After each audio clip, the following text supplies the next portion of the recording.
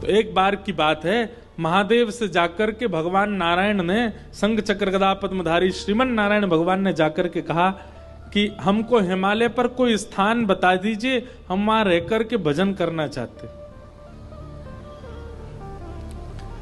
तो महादेव तो भगवान से बहुत प्रेम करते हैं।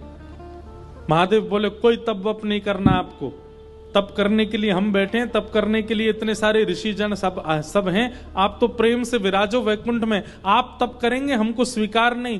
प्रेमी अगर कठिनाइयां पालन करे तो दूसरे प्रेमी से देखा नहीं जाता। महादेव ने मना किया, आप तप नहीं करेंगे, आप तो ऐसे ही बैठे रहो।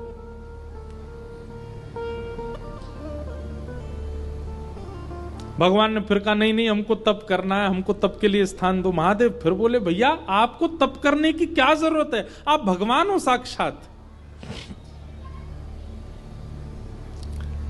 महादेव ने कोई स्थान प्रदान नहीं किया, पूरा हिमालय महादेव का है, उनकी आज्ञा के बिना कैसे जाएं।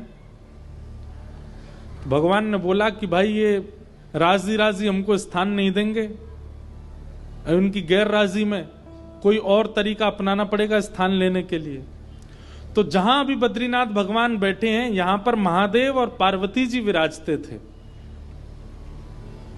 और बद्रीनाथ जो है ना, ये देवताओं का पर्यटन स्थल है, यहां देवता घूमने आते हैं।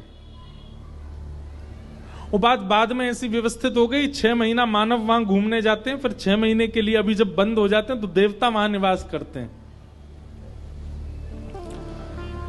तो देवता वहां घूमने के लिए आते हैं, पर्यटन के लिए आते हैं। तो वहीं आपने देखा होगा कि बद्रीनाथ भगवान मंदिर के ठीक नीचे तप्त कुंड है, जहां माइनस टेम्परेचर में भी इतना गर्म जल अपने आप पहाड़ों से आता है कि उसमें लोग स्नान करते हैं तप्त कुंड में। तो महादेव और श्री पार्वती जी नित्य तप्त कुंड में स्नान करने के लिए जाया करते थे ब्रह्म मुहूर्त में।